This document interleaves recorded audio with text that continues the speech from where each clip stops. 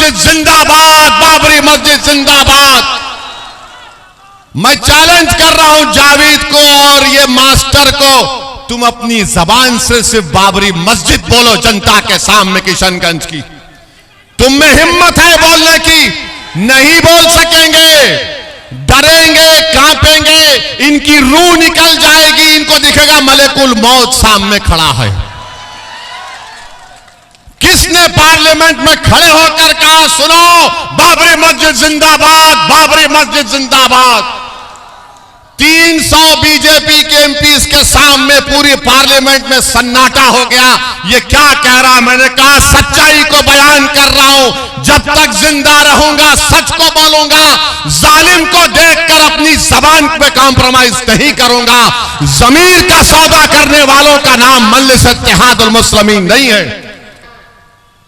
मैं मानता हूं इस बात को कि जिसको आपने मजलिस के नाम पर वोट दिया वो छोड़कर भाग गए। भागने वाले भाग सकते हैं, मगर एक बात का यकीन कर लो आप, असदुद्दीन ओवैसी को अल्लाह जब तक जिंदा रखेगा, मैं किशनगंज और सीमांचल की लड़ाई लड़ता रहूंगा। कोई मेरे साथ ठहरे या ना ठहरे इंशाअल्लाह, ये मैं आपसे वादा कर रहा हूं। अब जावेद साहब का एक अगर देखिए, जावेद साहब जो है बोले हैं कि हर दिन एक दिन 100 किलोमीटर चले। मैं और अख्तरुल ईमान साहब 1 साल पहले, कौन सी जगह थी अख्तर भाई? खरखरी भरभरी में हम लोग 15 मिनट नदी में चले। कितनी देर चले? 15 मिनट। मैं अख्तर भाई चले पूरी जनता के साथ, सिर्फ 15 मिनट। तेजस्वी के पेट में इतना दर्द हुआ कि अब ब्रिज का काम शुरू हो चुका है। तो जावेद इसको चलना बोलते, जब हम चलते हैं तो तुम्हारा तेजस्वी हिलना शुरू हो जाता है। सिर्फ 15 मिनट चले तो एक ब्रिज, अगर अख्तरुल ईमान 6 महीने में 100 किलोमीटर चलेगा तो सीमांचल कहां जाएगा? तो जावेद के चलने में और हमारे चलने में फर्क ये कि जब हम चलते हुकूमतें हिलती हैं, डरती हैं, और जब जावेद चलता है तो किसी को पता ही नहीं होता कि ये चल रहा है या गायब उड़ रहा है। तो मेरे भाई, चलने चलने में फर्क है। जब एक मर्द मोमिन चलता है तो बातिल कांपता है, जब कमजोर चलता है तो बातिल बोलता है अपना है, इसको जेब में डाल लेंगे। तो इसीलिए हम आपसे अपील कर रहे हैं कि 26 अप्रैल के दिन अपना एक वोट सीमांचल के इंसाफ के लिए, किशनगंज की तरक्की के लिए, विकास के लिए, यहां के नौजवानों के अच्छे मुस्तकबिल के लिए हम आपसे अपील कर रहे हैं कि अपने वोट को जाय होने मत दीजिए। अख्तरुल ईमान को अपना नया एमपी मुंतखब करिए, और जब अख्तरुल ईमान दिल्ली पहुंचेगा इंशाअल्लाह आप तमाम की दुआ और अल्लाह के फजलो करम से नबी करीम सल्लल्लाहु अलैहि वसल्लम के सदक़े और तुफैल में, तो जावेद भी पार्लियामेंट में बैठता था। आपने जावेद को देखा पार्लियामेंट में बैठते हुए? कम देखा होगा।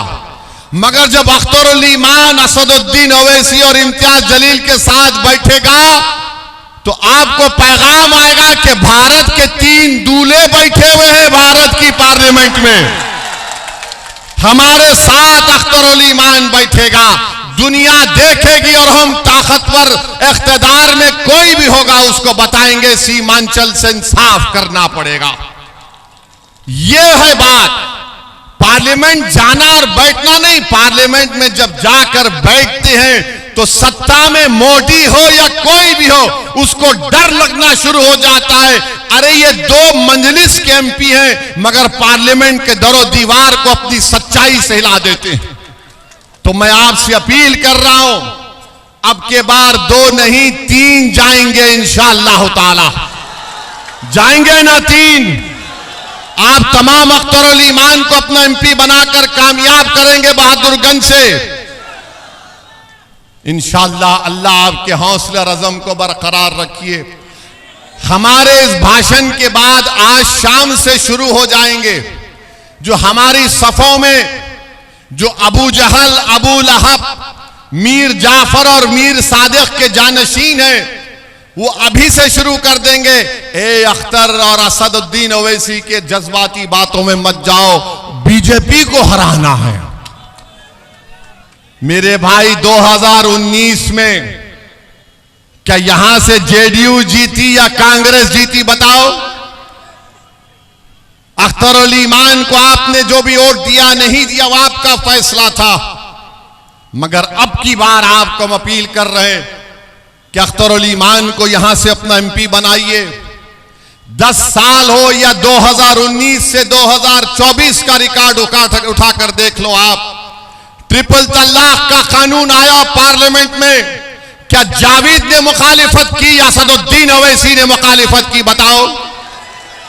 CAA का काला कानून आया, कानून के बिल को असदुद्दीन ओवैसी ने फाड़ा या जावेद ने फाड़ा बताओ हमको? UAPA का कानून आया जिसमें नौजवान सड़ रहे 5-5 साल जेल से, कांग्रेस पार्टी ने अमित शाह के बिल की तायीद की। किसने मुखालिफत की? असदुद्दीन ओवैसी और इम्तियाज जलील ने मुखालिफत की।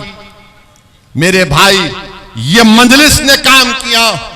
आखिरी पार्लियामेंट का सेशन जो जनवरी में हुआ, नरेंद्र मोदी ने कहा कि 22 जनवरी की अहमियत क्या है?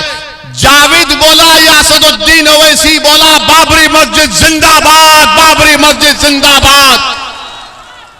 मैं चैलेंज कर रहा हूं जावेद को और ये मास्टर को, तुम अपनी जबान से सिर्फ बाबरी मस्जिद बोलो जनता के सामने किशनगंज की। तुम में हिम्मत है बोलने की? नहीं बोल सकेंगे, डरेंगे, कांपेंगे, इनकी रूह निकल जाएगी, इनको दिखेगा मलेकुल मौत सामने खड़ा है। किसने पार्लियामेंट में खड़े होकर कहा सुनो बाबरी मस्जिद जिंदाबाद, बाबरी मस्जिद जिंदाबाद? 300 बीजेपी के एमपीज के सामने पूरी पार्लियामेंट में सन्नाटा हो गया। ये क्या कह रहा? मैंने कहा सच्चाई को बयान कर रहा हूं, जब तक जिंदा रहूंगा सच को बोलूंगा, जालिम को देखकर अपनी जबान पे कॉम्प्रोमाइज नहीं करूंगा। जमीर का सौदा करने वालों का नाम मजलिस इत्तेहादुल मुस्लिमीन नहीं है। तो मेरे अजीज दोस्तों और बुजुर्गों, हम आपसे अपील कर रहे हैं 26 तारीख के दिन एक तारीख आपको लिखना है और अपना एक वोट सीमांचल और किशनगंज के तरक्की के लिए आपको पतंग के निशान पर बटन दबाना पड़ेगा।